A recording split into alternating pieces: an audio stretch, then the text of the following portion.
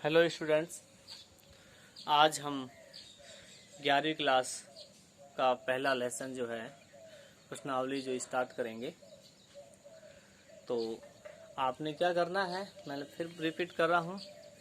जो नोट्स होते हैं उनके लिए मैं आपको कहूँगा कि बोर्ड पे जो लिखा है उसका स्क्रीनशॉट लेना है आपने, उसको सब कॉपी में उतारना है। बार बार ये बात नहीं बताई जाए आपको कि सब कौन सा सब में करना है, कौन सा रफ में। जो बोर्ड पे कराया जाएगा इसका स्क्रीनशॉट लेंगे। सभी सवाल या नोट्स सब कॉपी में करने हैं। जो मैं कहता हूं कि ये सवाल आपने निकाल के देखने हैं वो रफ कॉपी में निकालने हैं।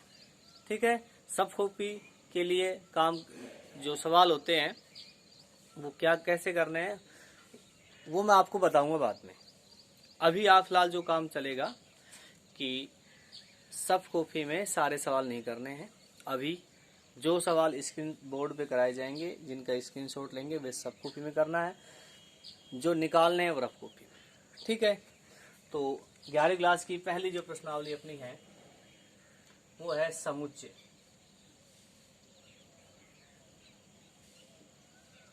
यानी सेट्स।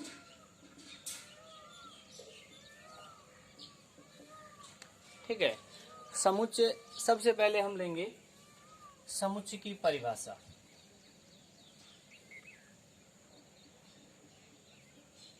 समुच्चय की परिभाषा देखो, पहले मैं मौखिक बता रहा हूं। समुच्चय होता क्या है? समुच्चय एक समूह होता है, एक संग्रह होता है। समुच्चय एक संग्रह होता है। किनका संग्रह? सुपरिभाषित वस्तुओं का एक संग्रह होता है। सुपरिभाषित का मतलब है जो हम कहना चाहे, जो हम चाहे वो उसी संग्रह में या उसी समूह में मिल जाए।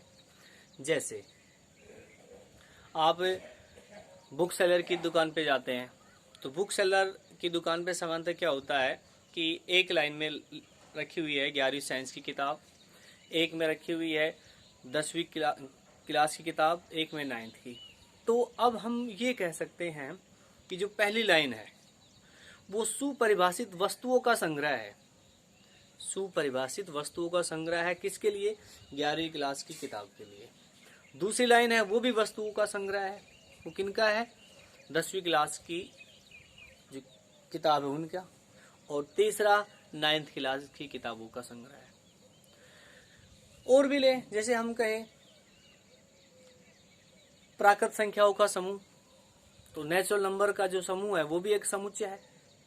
वो कौन सा है? इसका मतलब आपने कह दिया, आपसे कह दिया कि नेचुरल नंबर बताओ, तो 1 2 3 4 5 6 7 इनको एक साथ लिखेंगे तो ये समुच्चय होगा। तो समुच्चय की परिभाषा क्या हुई? सुपरिभाषित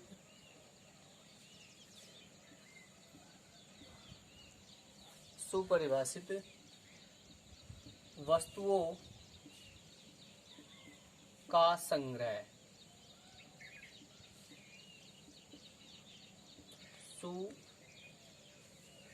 सुपरिभाषित वस्तुओं का संग्रह समुच्चय कहलाता है। समुच्चय कहलाता है। ठीक है। जो यानी आप जो वस्तु आप ढूंढना चाहे वो उसमें मिल जाए, वो संग्रह समुच्चय है।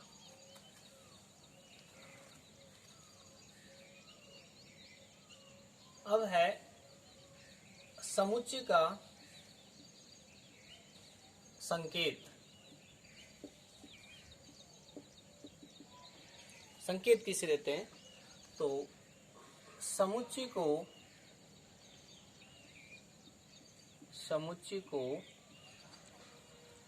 अंग्रेजी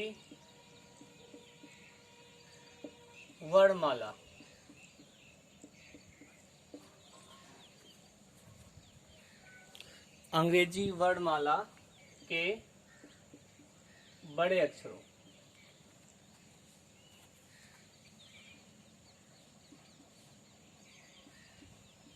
अक्षरों से निरूपित करते हैं।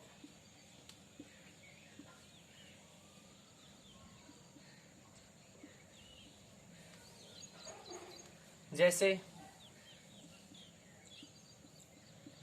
Capital A, capital B, capital C, capital P, Q, N आदि। यानी समुच्चय का जो संकेत देंगे वो कैपिटल लेटर से देंगे आप, ठीक है। तथा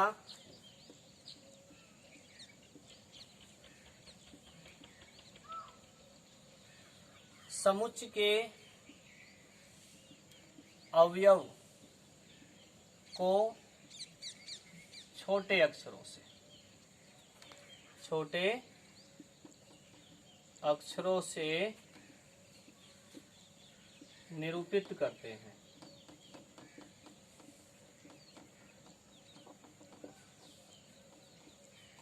ठीक है। यानी जब हमने मानना होता है, देखो छोटे अक्षर कब लेते हैं हम, मतलब ये बात ये है ना, छोटे अक्षरों से निरूपित ये होती है जब हमें मानना होता है कि माना एक समुच्चय ये है, तो उसमें हम जो उसका संकेत है वो तो बड़ा लेटर से, और जो उसके अवयव मानेंगे वो लेंगे छोटे अक्षरों से।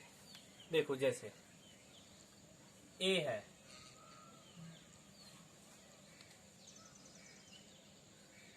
एक, दो, तीन, चार, पांच। समुच्चय को ध्यान रहे, समुच्चय को लिखते हैं संकेत बड़े लेटर से, जो उसके अवयव होते हैं उनको मजला ब्रैकेट में बंद करते हैं। यदि आपने समुच्चय के अवयव को मजला कोष्ठक से बंद नहीं किया तो वो आपका गलत है। बड़ा कोष्ठक से कर दिया वो भी गलत है, छोटा से कर दिया वो भी गलत है।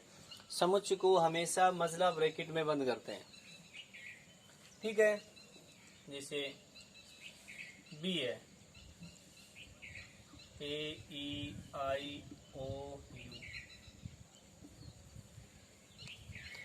ये किसका समुच्चय है?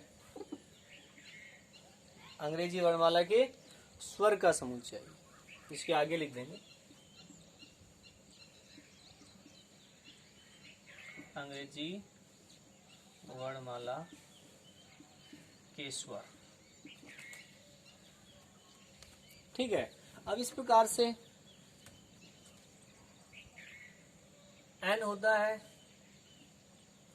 1, 2, 3, 4 नेचुरल नंबर।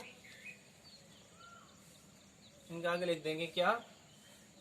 प्राकृत संख्या।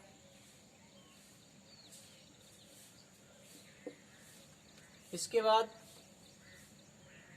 W 0, 1, 2, 3, 4,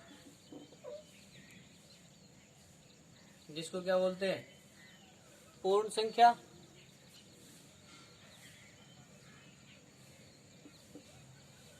फिर I या Z इंटीजर नंबर, पूर्णांक संख्या है।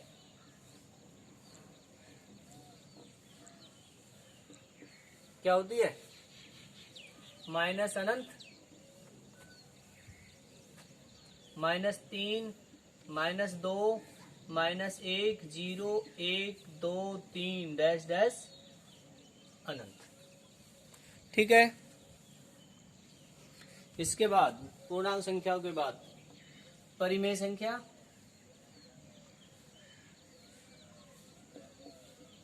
इसको कैपिटल क्यू या इरेशनल नंबर क्या होती है? परिमेय संख्या है -1/2, 3/2, 0, इस प्रकार की संख्या है। जो भिन्न संख्याएं होती है वो लगभग सभी क्या होती है? परिमेय संख्याएं, भिन्न संख्याएं। अब इसके बाद परिमेय संख्या के बाद आती है वास्तविक संख्याएं। वास्तविक संख्या, वास्तविक संख्या R रियल नंबर। देखो रियल नंबर में ये जो आपने जितनी भी संख्या पढ़ी है सब आ जाती है। रियल नंबर में ये सब संख्या आ जाएगी। मतलब क्या? NB, WB, IB और QB और अपरिमेय संख्या और अपरिमेय संख्या, ठीक है। वास्तविक संख्याओं में सभी संख्या आ जाती है। तो ये समुच्चय वास्तविक संख्याओं का, ये परिमेय संख्याओं का, ये पूर्णांक संख्याओं का, ये पूर्ण संख्याओं का, ये प्राकृत संख्याओं का, ये अंग्रेजी वर्णमाला के स्वर का। और हम संकेत दे दे कि भाई ए बराबर में भारत देश की नदियां का समूह, 11वीं क्लास की किताबों का समूह, कोई भी XYZ आपको ये लगे कि ये वे सुपरिभाषित शब्द जरूर होना चाहिए। इसकी सुपरिभाषित का मतलब होता है जो आप ढूंढना चाहे वो उसमें मिल जाए। भारत के प्रसिद्ध कविकार का समूह, ठीक है। तो ये सारे को इस प्रकार से हम समुच्चय में निरूपित करेंगे। तो आपने इसका स्क्रीनशॉट लेना है ऊपर से लेकर नीचे तक कंप्लीट का, और आगे इसको उतारना है, ठीक है। आगे देखो,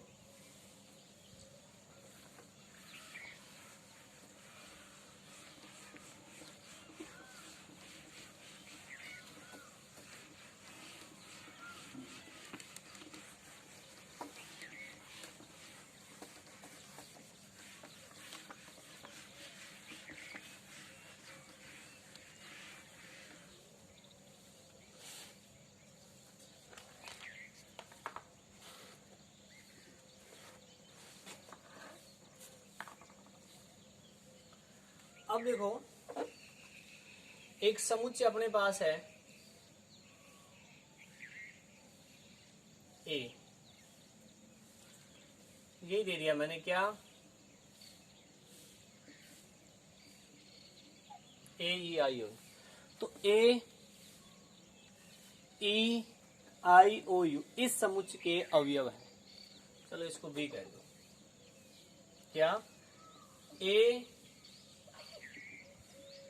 अवयव है B का, ठीक। E अवयव है B का, I अवयव है B का, O अवयव है B का, और U अवयव है B का, ठीक है। तो अब इसको A अवयव है B का लिखने के बजाय हम इसको ये लिख देंगे, ये जो संकेत होता है ये अवयव का संकेत है, ये संकेत अवयव का, ठीक है। या इसको बिलोंग्स टू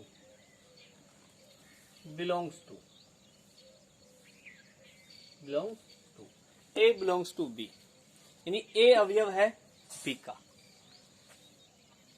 E अवयव है B का, I अवयव है B का, O अवयव है B का, U अवयव है B का, ठीक है। अब इसमें हम कह दें क्या ये संभव है T अवयव है B का, ये नहीं है। तो ये T अवयव नहीं है B का, इसको क्या लिखेंगे, नॉट बिलोंग्स टू,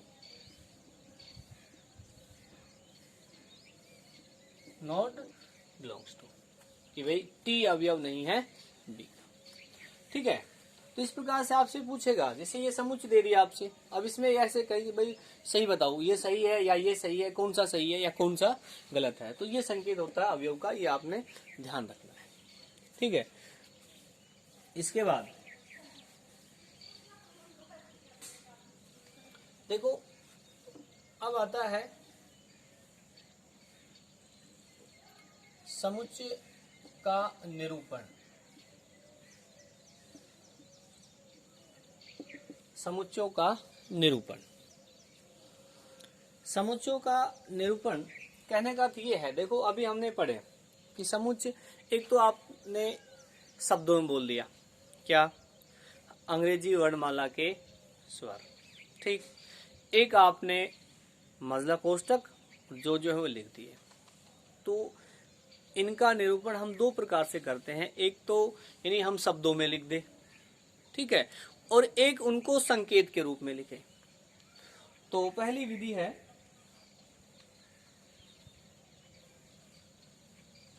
यानी जिसे हम कहते हैं रोस्टर रूप। पहला निरूपण होता है रोस्टर रूप में, जिसे सारणीबद्ध भी कहते हैं।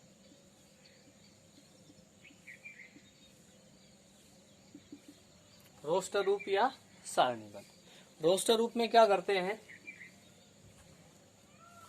समुच्चय के अवयव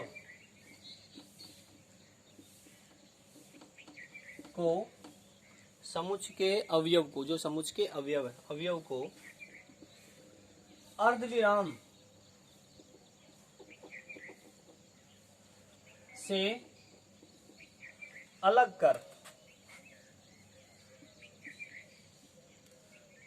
कर मजला कोष्ठक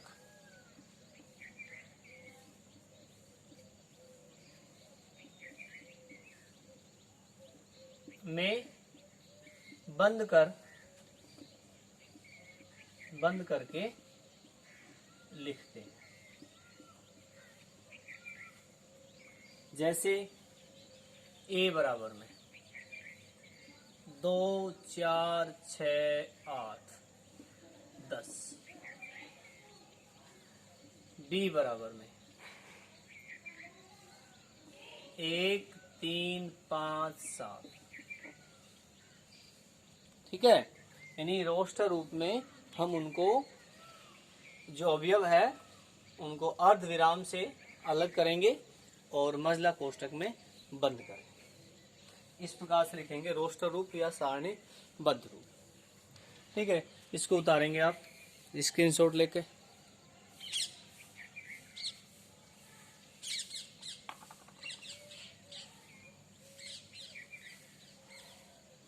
ठीक है, चलो आज यही, कल फिर अगला बताएंगे। रोस्टर रूप तक आपने उतारने हैं ये।